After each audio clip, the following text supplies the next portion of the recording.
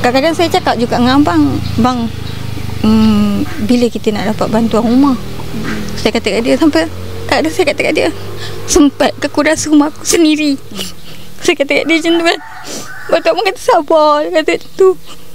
Saya kata kat dia, kadang aku pun teringin juga nak ada rumah sendiri sebelum aku mati.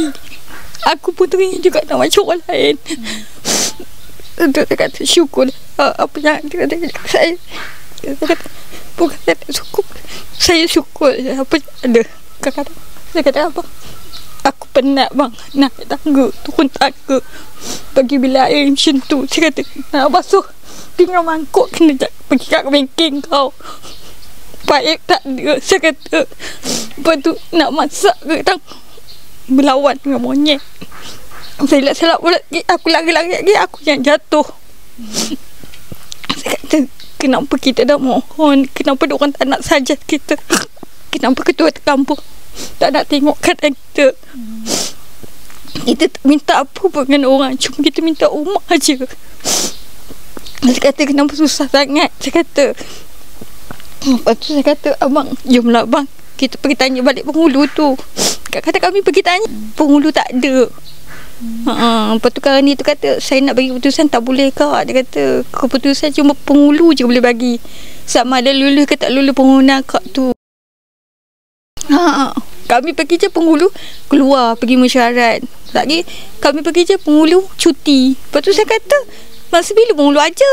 YB kata je akan usaha tengok, minta daripada dia tanya NGO ke. Lepas tu dia kata nanti dia kata dia akan usaha buat macam mana, dia kata macam tu kan. Saya dah tak ada pilihan. Belakang saya messenger dengan YB sendiri. Saya tanya pendapat YB. Saya kata kat YB, saya tak tahu nak minta tolong siapa dah. Saya kata macam tu kan. Sama hari saya tak pernah minta tolong orang. Saya kata selagi dekat saya boleh, saya buat sendiri. Saya kata macam tu kan. Saya cari rezeki sendiri. Mula abang cakap lah, dia kata tak payahlah menyaga. Dia kata macam tu kan. Dapat pun tak banyak. Dia kata macam tu. Kadang penat. Lepas tu saya kata, kalau tak menyaga, kita nak makan apa? Saya kata bukan saya nak menyaga tu untuk kaya, tak.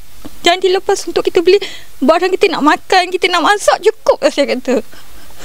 Saya kata bukan kita nak menjaga macam orang nak kaya raya, tak. Saya kata lepas untuk kita makan, cukup lah saya kata. Lepas tu mula abang cakap juga, dia kata lepas raya ni kita tak payah buka lah, dia kata. Lepas tu saya kata kita nak makan apa? Kalau bengkel macam dulu tak apa, saya kata. Ini bengkel pun kadang buka tutup. Tengok ayam sekarang sekilo berapa.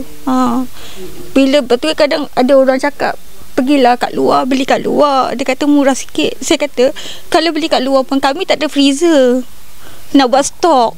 Kami cakap macam tu kan. Setakat petik air kami kecil, berapa ekor boleh masuk.